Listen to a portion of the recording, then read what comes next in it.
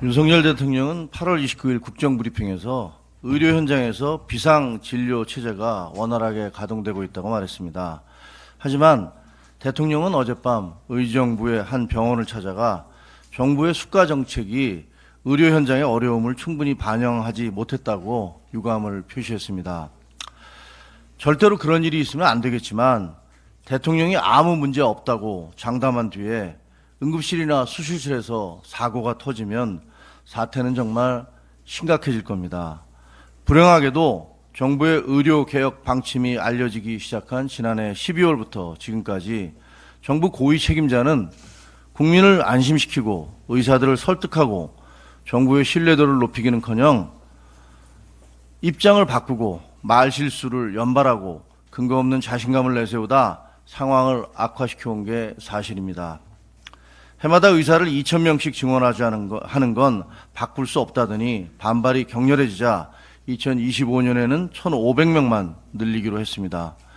2026년부터는 다시 2,000명씩을 증원한다더니 이것도 협상이 가능한 걸로 바뀌었습니다. 전공의 처벌과 의대생 유급도 위협, 사정, 눈치 보기를 거듭하다 이젠 어쩌겠다는 건지 알 수가 없습니다. 이쯤 되면 애초에 왜 2,000명이란 숫자를 고집해 혼란을 자초했는지 이해하기 힘듭니다. 상황을 악화시키는 무책임한 발언이 난무한 것도 뼈아픈 실책입니다. 의식불명이나 마비 상태가 아니고 고열, 복통, 출혈 정도는 경증이니까 응급실에 가지 말라는 주장에 동의할 국민이 얼마나 될까요? 그게 큰 병의 전조 증상이 아니라고 누가 장담할 수 있습니까? 의사 증원은 정부 정책이니 의사들과 합의할 이유가 없다고 말하면 의사단체가 협조하겠습니까? 저는 정부의 의료개혁 정책이 꼭 필요하다고 믿고 있고 적극 찬성합니다. 의사들의 주장이 중구난방이고 무리가 있다는 것도 잘 압니다. 하지만 해마다 2,000명씩 의사를 늘리는 게 절대적으로 필요하다는 정부의 주장은 신뢰를 상실해버렸습니다. 정부의 의료개혁은 어렵게 시작됐고 또 꼭 성공해야 합니다. 그렇다면 특단의 대책이 필요합니다. 그 시작은 책임질 사람이 책임을 지는 것이라고 믿습니다.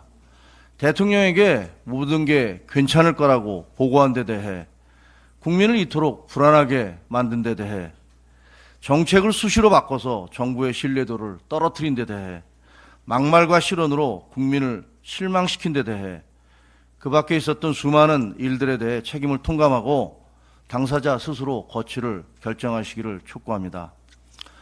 정부는 지금까지 어려운 상황 속에서 애써왔습니다.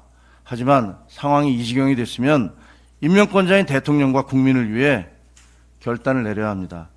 저의 주장이 특정인에 대한 공격이 아니라 대통령과 정부 여당이 함께 국민적 신뢰를 되찾아야 한다는 충정과 절박감에서 나왔다는 걸 이해해 주시리라 믿습니다. 비온 뒤에 땅이 굳는다고 합니다. 이번 진통을 딛고 일어서 대한민국의 의료체계가 명실상부하게 전 세계 최고로 거듭나기를 진심으로 바랍니다. 이상입니다.